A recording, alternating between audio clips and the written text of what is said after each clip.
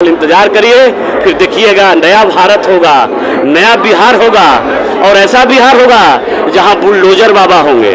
अब मेरे बगल में यूपी है, यहाँ बुलडोजर बाबा रहते हैं। नई भारत बनाने की विपक्ष के लोग इंडिया रख लें या पाकिस्तान रख लें या अफगानिस्तान रख लें या अमेरिका रख लें, जर्मनी रख लें, नाम रखने से वोटर नहीं बदलेगा। सबके दिमाग में हो गया। हमें तो खुशी होती कि उसमें 20 लाख करोड़ के घोटालाबाजों का ठगबंधन पूरा कर पाए। कोई बाजा बजा लें, ये ठगबंधन के लोग किसी तरह का बाजा का उपयोग करेंगे। अब पब्लिक पे कोई प्रभाव पड़ने वाला राजन डिहरा का उन घर से उनको गोली मारा गया। अभी कल की बात है तो किसान मारे जा रहे हैं, शिक्षक मारे जा रहे हैं, त्रिस्तरीय पंचायत के प्रतिनिधि पंगु हो गए हैं। यहाँ लाठियां बरसती है, यहाँ गोली बरसती है, जैसे अंग्रेज के जमाने में, जैसे मुगलों के जमाने में जब लाठी बरसाई जाती थी।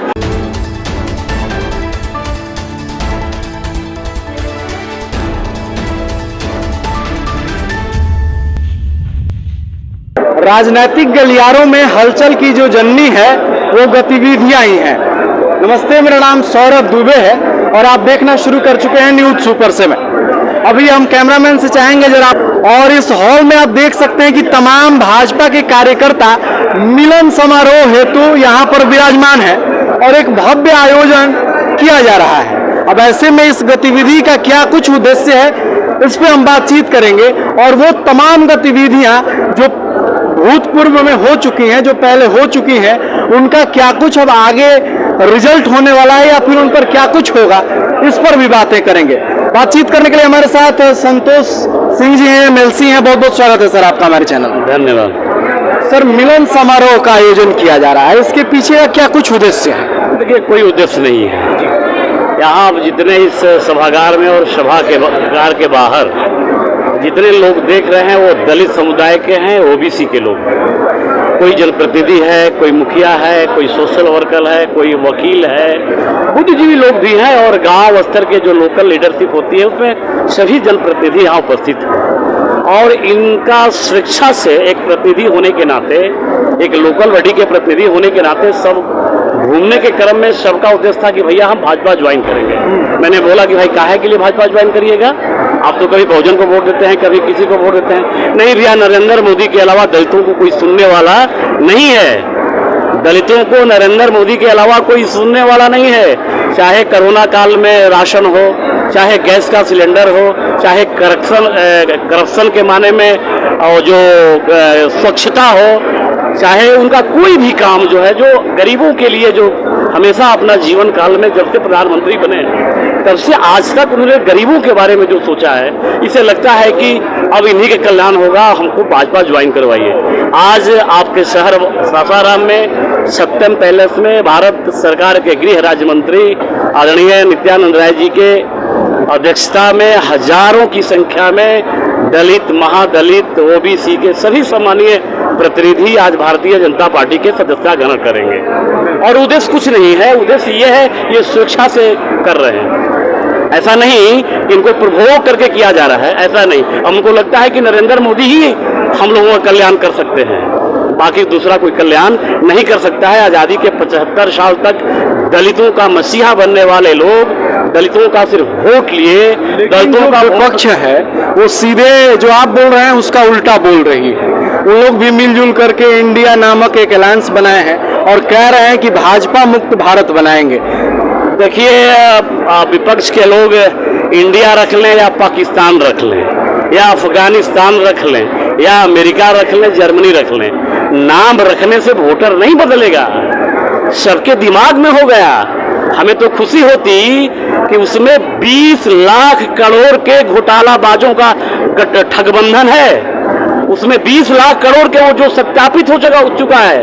अभी चार्जशीटेड आपके मुख्यमंत्री हैं। और दुर्भाग्य तो इस बात का है, जो आप इंडिया का जो नाम सुने हैं, उस इंडिया के नाम रखने में बिहार के मुख्यमंत्री जी गए थे और वहां बेंगलोर जब गए एयरपोर्ट से तो वहां लिखा था अनस्टेबल सीएम ऑफ बिहार, फिर लिखा गया unstable credible CM of Bihar.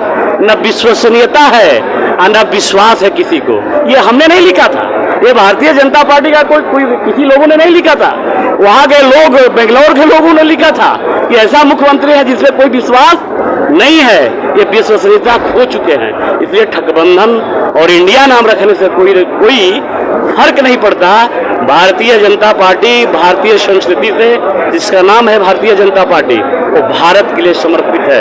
हम वंदे भारत वाले हैं, हम वसुधैव कुटुंबकम करने वाले हैं, हम भारत माता की जय बोलते हैं और भारत माँ को माँ के बराबर देखते हैं, भारत माता की जय बोलने वाले हैं। और ये टुकड़े टुकड़े गैंग के लोग हैं जो पाकिस्तान जिंदाबाद की नारा जो लगाते हैं, उनका सहयोग करने वाले हैं। कोई लोग जाके अमेरिका में भारत को गाली देता है, कोई जर्मनी में जाके भारत को गाली देता है, भारत माँ को गाली देता है, भारतीयों को गाली देता है। हम ऐसे लोग नहीं हैं, और देर ही सही लेकिन आज़ादी के 75 साल के बाद बिहार सहित सभी देश के लोग ये मान चुके हैं कि भारतीय जनता पार्टी में रहने से भारत का हित होगा, समाज का हित होता और भारत माँ का वैभव पूरे विश्व पे दिखाई देगा। तमाम घटनाओं को कोट करते हुए जो विपक्ष है वो कह रही है कि जो भाजपा है, अभी आपने बोला कि दलित जितने भी लोग हैं इनके साथ में है, अभी एक तुरंत इंसिडेंट हुआ, उसके बाद जो है तमाम मणिपुर में जो घटनाएं हो रही हैं, इसको लेकर के विपक्ष घेरते जा रही है भाजपा को और चाह रही है कि हम जो 2024 में आने वाला लोकसभा का जो चुनाव है उसमें जो उनकी जो मनसा है उसको पूरा कर पाए। कोई बाजा बजा लें, ये ठगबंधन के लोग किसी तरह का बाजा का उपयोग करेंगे, अब पब्लिक पे कोई प्रभाव पड़ने वाला नहीं है। चाहे वो दलित हो, चाहे वो अति पिछड़ा हो, चाहे श्रवण के लोग हो, चाहे किसी मजहब जाति के लोग हो। यही नहीं, मुसलमान की बहनें, मुसलमान की औरतें अब मोदी जी को सपोर्ट कर रही हैं, उनको निजात मिला है। जहाँ तक रही बात मणिपुर की, तो मणिपुर में जो घटना हुई है वहाँ यूएसए या कुछ ऐसे कोई एक्ट ला है, और वहाँ की औरतें, वही टुकड़े टुकड़े गैंग की जो औरतें हैं, जो भारत के सिपाही के पास, भारत के फोर्स के पास आके कहती है कि आगे बढ़िएगा तो निवस्त्र हो जाएंगे, आपको आगे नहीं बढ़ने देंगे। ये सोची समझी रणनीति है।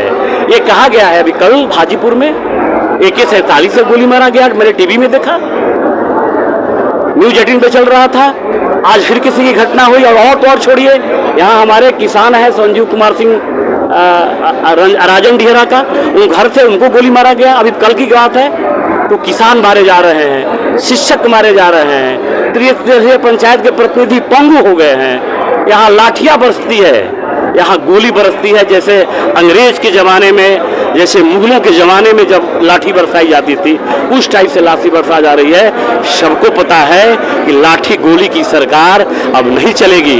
यहाँ लोकतंत्र को आप लाठी और बम से नहीं दबा सकते, गोली जगा के नहीं मार सकते। मेरा एक कार्यकर्ता शहीद हुआ अभी 13 तारीख के घटना में, किसने अधिकार दे दिया पुलिस को लाठी मारने का? हम तो सौहार्दपूर्ण करते हैं। आपके चैनल के माध्यम से मैं चैलेंज करता हूं बिहार सरकार को, एक भारतीय जनता पार्टी के कार्यकर्ता का सिर्फ ये दिखा दे कि किसी तरह का अमर्यादित काम किया हो, तो मैं उस दिन अपने पद से रिजाइन कर दूंगा। लेकिन ऐसा कुछ नहीं है। कहा गया कि आंखों में मिर्च का पाउडर डाला जा रहा था भाजपा में। मिर्च का पाउडर ही नहीं, मैं तो कह रहा हूँ कि ये मुगलों की सरकार जैसा, हिटलर भी की सरकार होगी तो इस तरह की नहीं होगी जैसा बर्ताव, अमानवीय बर्ताव किया गया।